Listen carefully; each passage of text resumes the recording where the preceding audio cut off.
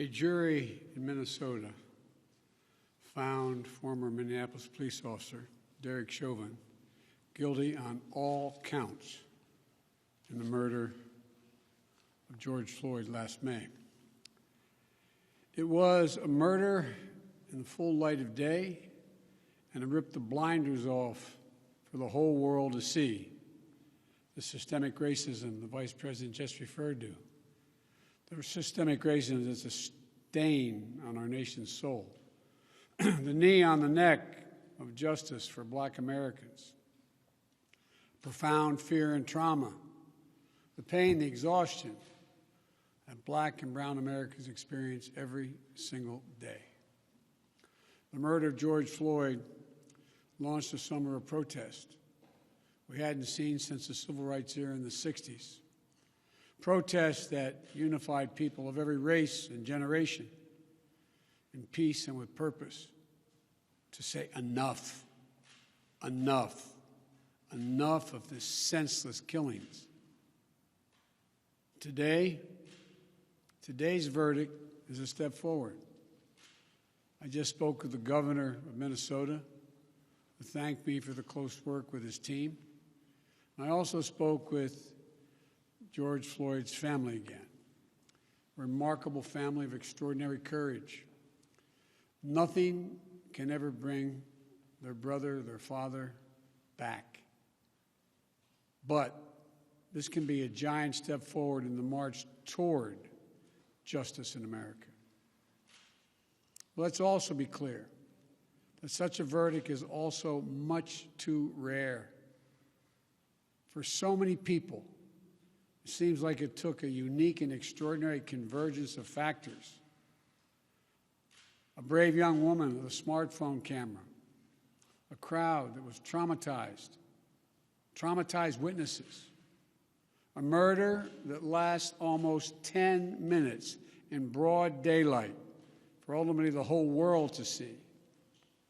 Officers standing up and testifying against a fellow officer instead of just closing ranks, which should be commended. A jury who heard the evidence, carried out their civic duty in the midst of an extraordinary moment, under extraordinary pressure. For so many, it feels like it took all of that for the judicial system to deliver a just basic accountability. We saw how traumatic and exhausting just watching the trial was for so many people. Think about it, those of you who are listening. Think about how traumatic it was for you. You weren't there. You didn't know any of the people. But it was difficult, especially for the witnesses who had to relive that day. It's a trauma. On top of the fear so many people of color live with every day when they go to sleep at night and pray for the safety of themselves and their loved ones. Again, as we saw in this trial from the fellow police officers who testified, most men and women who wear the badge serve their communities honorably. But those few who fail to meet that standard must be held accountable, and they were today. One was. No one should be above the law. And today's verdict sends that message.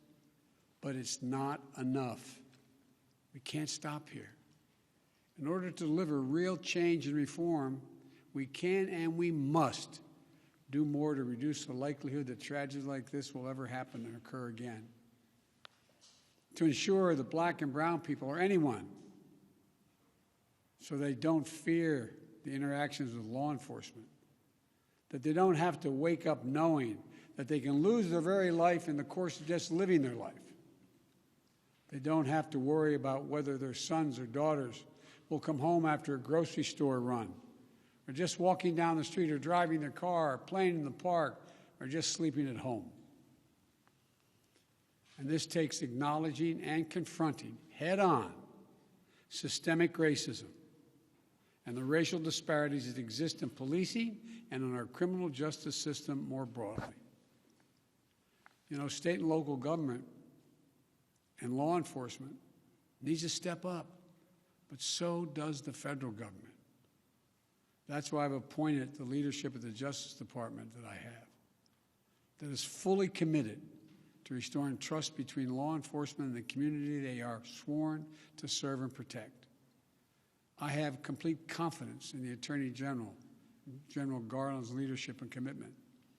I've also nominated two key Justice Department nominees, Vanita Gupta and Kristen Clark, who are eminently qualified, highly respected lawyers who have spent their entire careers fighting to advance racial equity and justice. Vanita and Kristen have the experience and the skill necessary to advance our administration's priorities to root out unconstitutional policing and reform our criminal justice system, and they deserve to be confirmed. We also need Congress to act. George Floyd was murdered almost a year ago. There's meaningful police reform legislation in his name. You just heard the Vice President speak of it. She helped write it. Legislation to tackle systemic misconduct in police departments, to restore trust between law enforcement and the people they're entrusted to serve and protect. But it shouldn't take a whole year to get this done. In my conversations with the Floyd family, I spoke with them again today, I assure them we're going to continue to fight for the passage of the George Floyd Justice and Policing Act so I can sign into law as quickly as possible. There's more to do. Finally, it's the work we do every day to change hearts and minds as well as laws and policies. That's the work we have to do. Only then will full justice and full equality be delivered to all Americans. And that's what I just discussed with the Floyd family. The guilty verdict does not bring back George. But through the family's pain, they're finding purpose. So George's legacy will not be just about his death, but about what we must do in his memory. I also spoke to Gianna, George's young daughter, again. When I met her last year, I've said this before, at George's funeral, I told her how brave I thought she was. And I sort of knelt down to hold her hand. I said, Daddy's looking down on you. He's so proud. She said to me then, I'll never forget it, Daddy changed the world. Well, I told her this afternoon, Daddy did change the world. Let that be his legacy, a legacy of peace, not violence, of justice.